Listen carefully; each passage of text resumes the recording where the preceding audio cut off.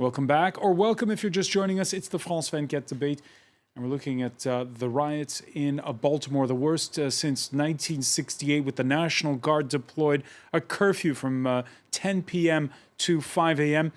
Even the baseball game of the Baltimore Orioles and the Chicago White Sox was canceled on Monday evening. With us to talk about it, filmmaker and campaigner with Democrats Abroad, Zachary Miller. We're also with former journalist Ricky Stevenson and political scientist Mathieu Zadgroski and criminologist Sheinelle Jones, who joins us from Columbus, Ohio, and who teaches at Ohio Dominican University. Now, in announcing that curfew and the deployment of the National Guard, Baltimore's police commissioner pointing to social media calls by gangs to target officers.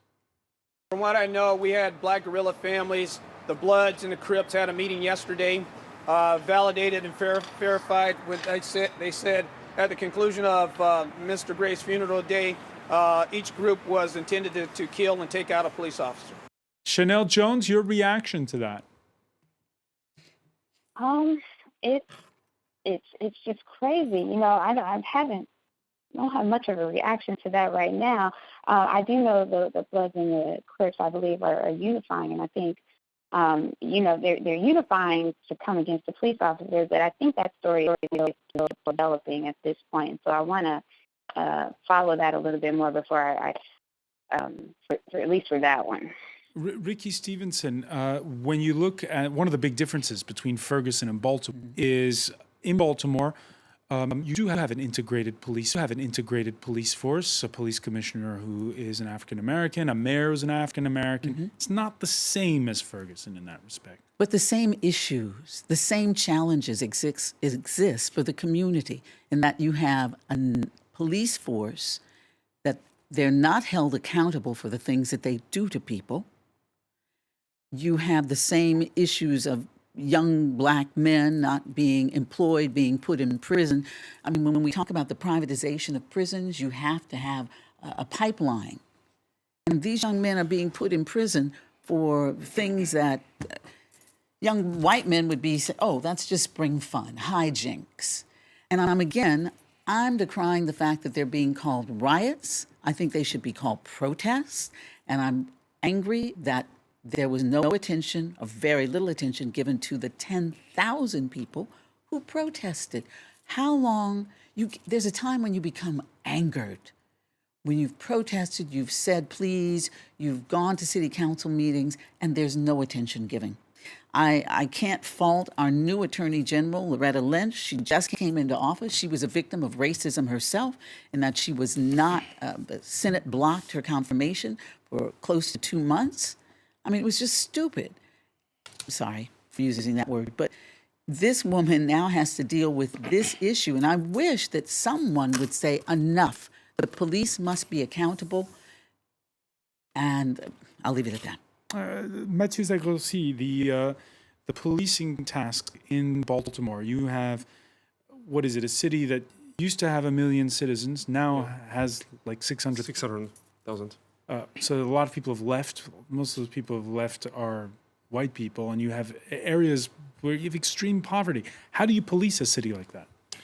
Well, it's hard to answer such a question in in a few words. First of all, I just want to point out the fact that violence is actually declining in Baltimore. If you compare the homicide rate, the number of homicides 20 years ago to what it is today, we went from 350 to 200. So I would just like to sort of explain that the situation is not as violent as it was. Then how do you police a community like that? Well, obviously, in general, not only in Baltimore, but in general, U.S. law enforcement agencies have made progress in integrating minorities. If you look at the numbers throughout the decades, throughout the 20th century, there has been undisputably progress. I mean, it was not hard to make progress since in 1940, you had only 50 Black police officers across America, okay? Nevertheless, the fact that you have more minorities, more African Americans, more Hispanics within a police department doesn't mean that it's going to change the managerial norms and the police culture.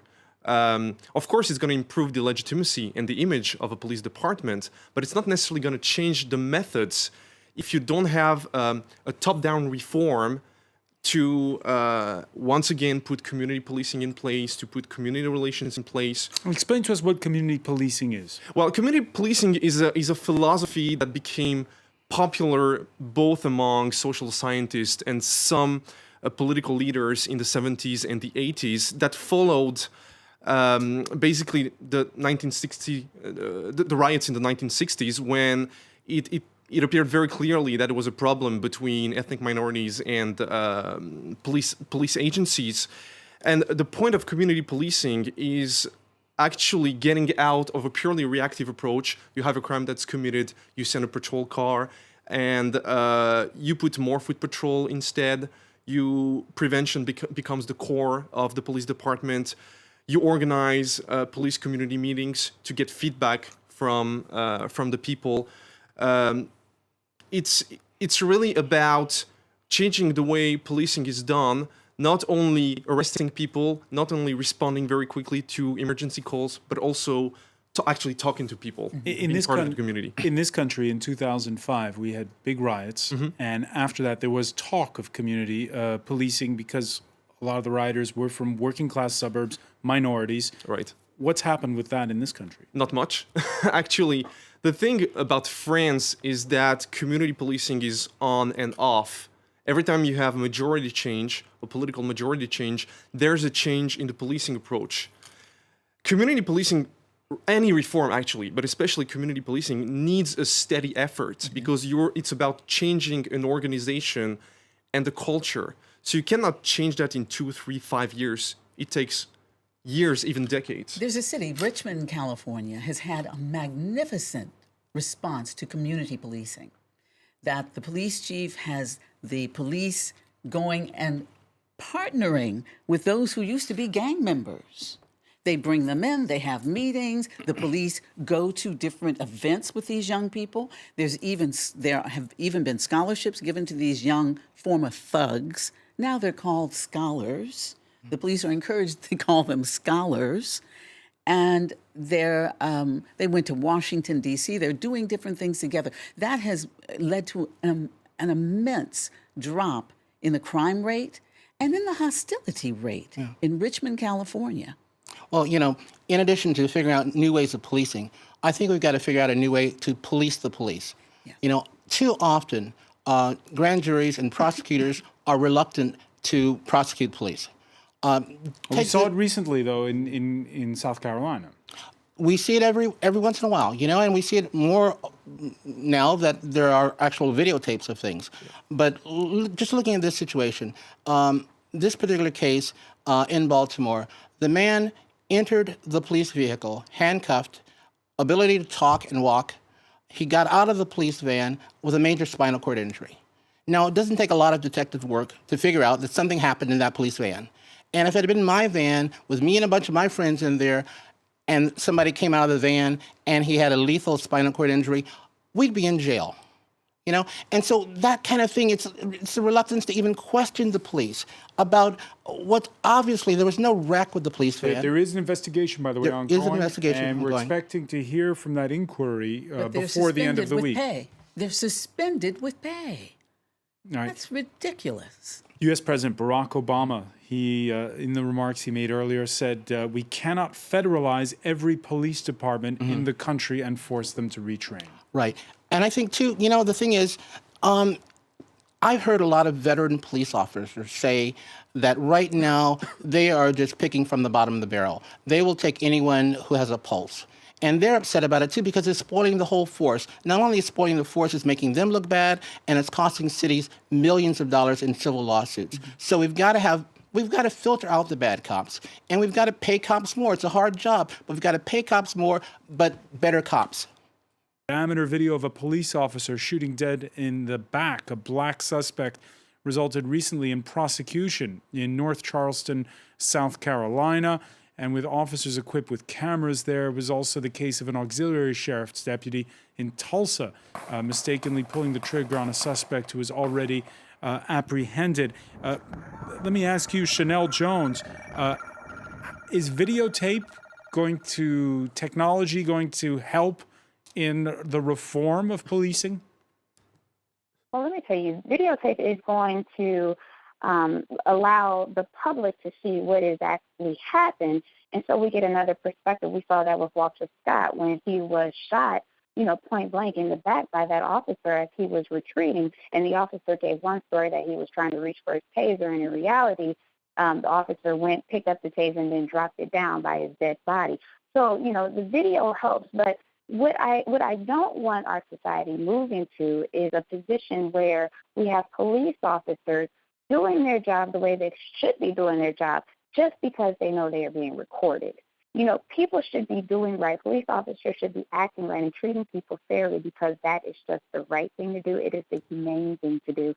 And so, I do appreciate the videotapes with the videos and the cameras so we can see what has happened. But as we saw with the situation involving Eric Gardner, he was videotaped, say, I can't breathe, and still he's dead and the officers no accountability there. Mm-hmm. And so, they provide another set of eyes for us. They allow us to see what exactly happened.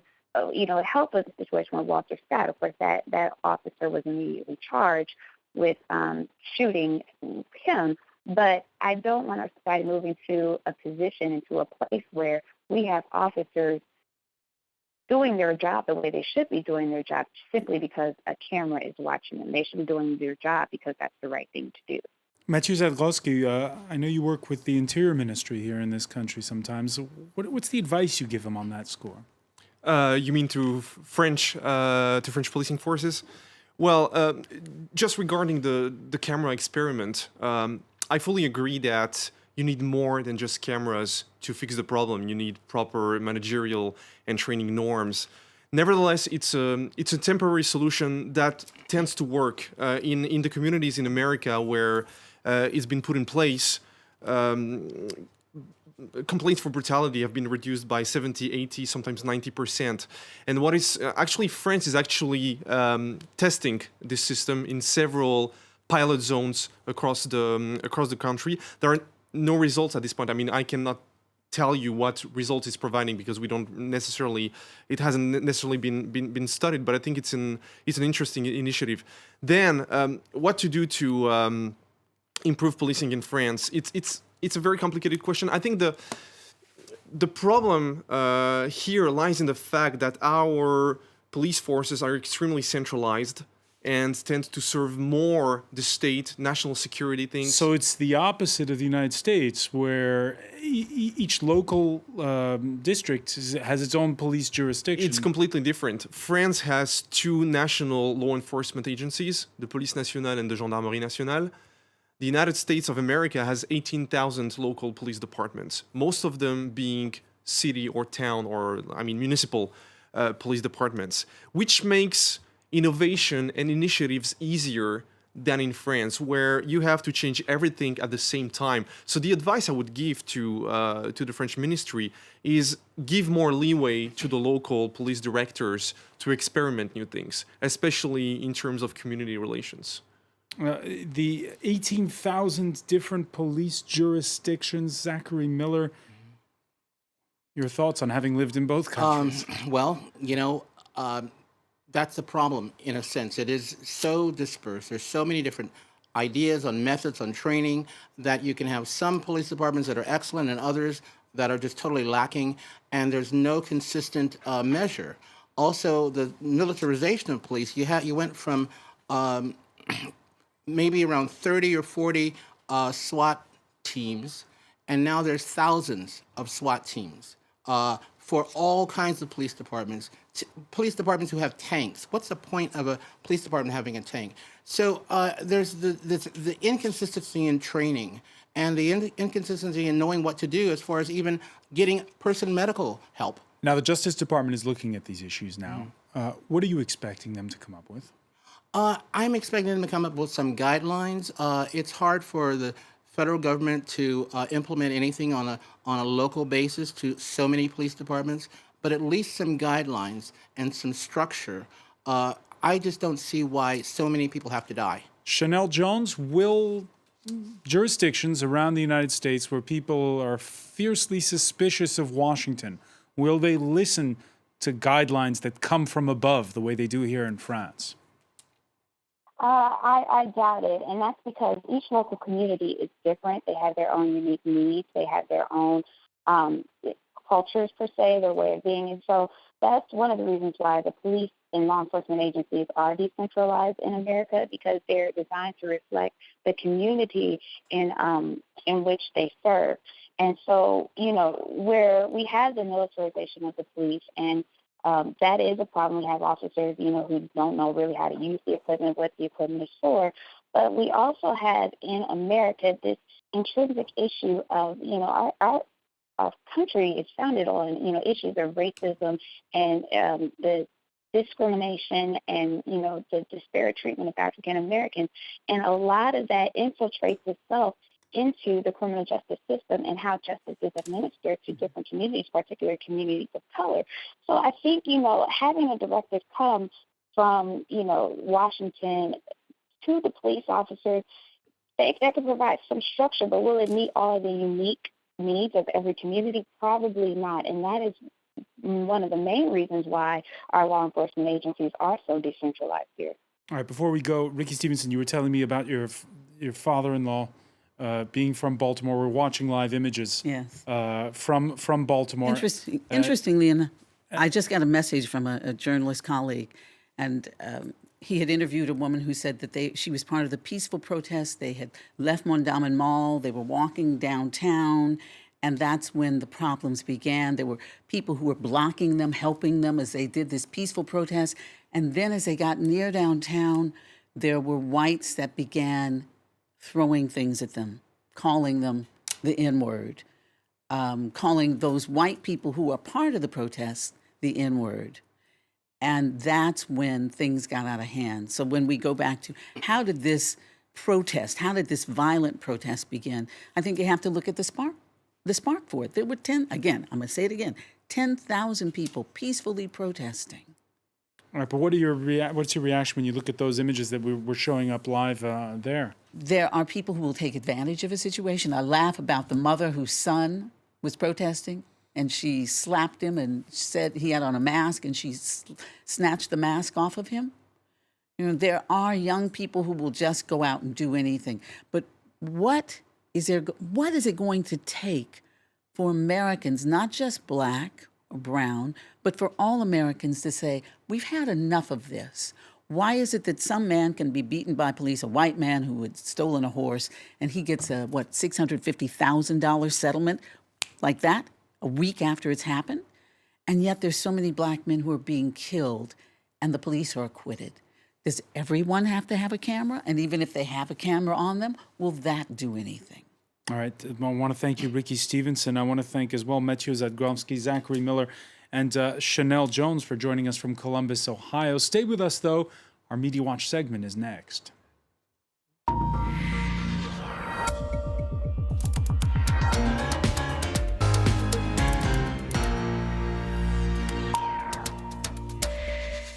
All right, we're joined by James Creedon.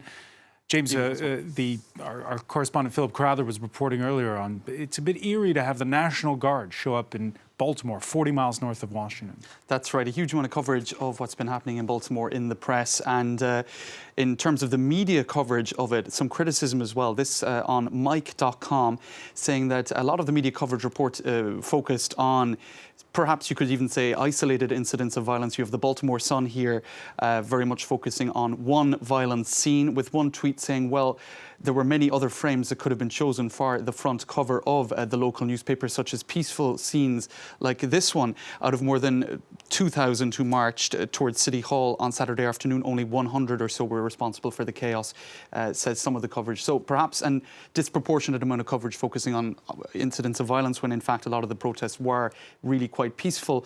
Also, to focus on the riots themselves is to miss the point, according to much of the coverage. The Atlantic.com with this report, the brutality of police culture in Baltimore.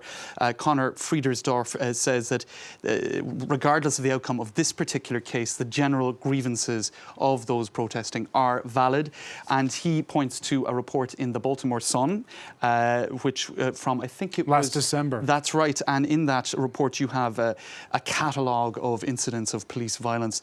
A 65-year-old church deacon who was rolling a cigarette who was beaten, a grandmother's bones who were broken, a pregnant woman who was violently thrown to the ground. So it's not just 20-something men, it's a whole range of people. The police paying out settlements, $5.7 million worth over 4 years. That's right, and 100 people who won court judgments or settlements related to allegations of police brutality. And as that report says, what tiny percentage of incidents of police brutality actually result in court judgments. So a drop in the ocean, you could say.